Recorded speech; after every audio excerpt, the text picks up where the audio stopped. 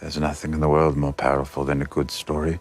Agreed suddenly got stupid in the last 2 seasons, man. And while I don't necessarily believe this qualifies an emotionless husk the right to rule over the 6 kingdoms, narrative-focused games surely have come a long way. When something like BioShock can transcend ideas present in even the most revered novels, Tales of a 4th Grade Nothing should have changed its title to Tales of This Book Has Nothing to Offer. Cut that, just cut that. So in a fledgling studio with approximately...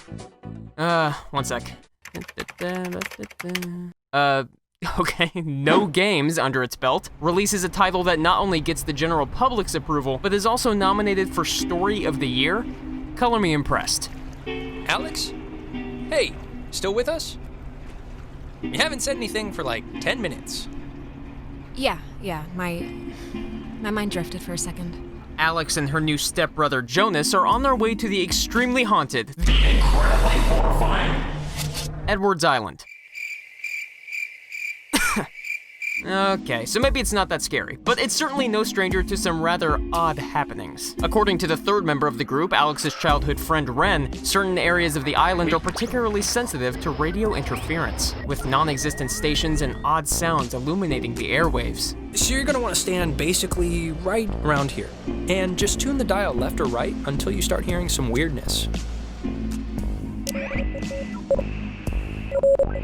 The 3 are on their way to an annual gathering of sorts, essentially an opportunity for high school students in the group to get trashed on the beach after hours. But, much to everyone's dismay, the party turns out to be a light social gathering composed of only 2 more people, Clarissa and her friend Nona. The history between these characters is evident from the get-go. There's talk of Ren liking Nona, Clarissa hating Alex, Jonas just being Jonas. My name is Jonas. It's your job to sort of foster or hinder these relationships to your liking. Oxenfree offers quite a bit of latitude in how you're allowed to respond to a situation, especially later on in the story. And with some dedicated voice actors at the helm, the narrative moves at a nice clip. It's locked, Jonas. I'm not playing here. Nope, I know. Just give me a second. What's the expression? Skills of a misspent youth? That's not an expression. Oxenfree actually manages to f**k with you in some pretty interesting ways at first. However, most of Act 3 felt like rewatching the same horror flick over and over again. It's like walking down a hallway in Final Fantasy XIII. At this point, you pretty much know what you're in for. And so does Alex, who consistently bemoans the repetitive tactics of her supernatural adversaries.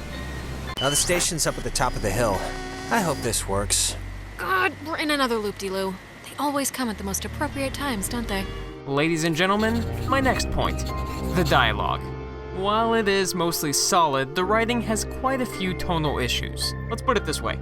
If I was actively witnessing some of these supernatural events, I probably wouldn't be cracking jokes. It'd probably be more like... There's also this really weird scene where there's a soccer ball that starts moving on its own, and Jonas says, I'm taking a picture of the ball moving, not you kicking, just so you know. And he snaps a picture. So, my boy, that's a picture. They typically don't show movement. You just took a picture of a soccer ball, and that doesn't really do much for us. Zach Bagans would be ashamed. Explain this to me. Paranormal. To be honest, the radio is my favorite part of Oxenfree, allowing Alex to tune into various stations that, given the right circumstances, i.e. small piles of rocks and weird lights, lead to some of the game's more eerie moments.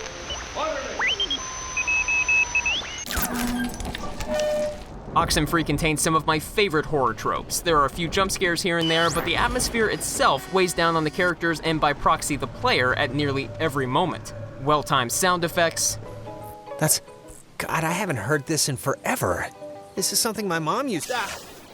Coupled with a rather unique musical score had me completely invested from the get-go. Though I definitely would have liked some options to balance the audio. Take my advice. Play this with subtitles. Some of the audio effects here can make it a bit hard to hear what's being said, especially when the apparitions begin communicating from beyond the grave. There were also a few audio hiccups. I had some of the voices overlap several times during my playthrough. If you are thinking of leaving, the beaten path officially ends here.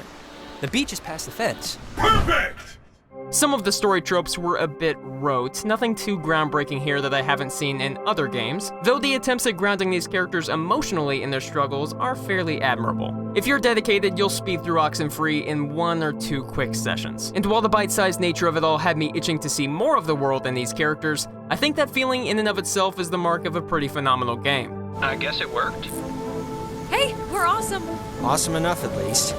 Now, if you'll excuse me, I'm off to hunt some ghosts with my trusty radio. Just 1 second here, let me, Oh, okay, there it is, got it. Thanks for watching. Be sure to subscribe if you'd like to see more.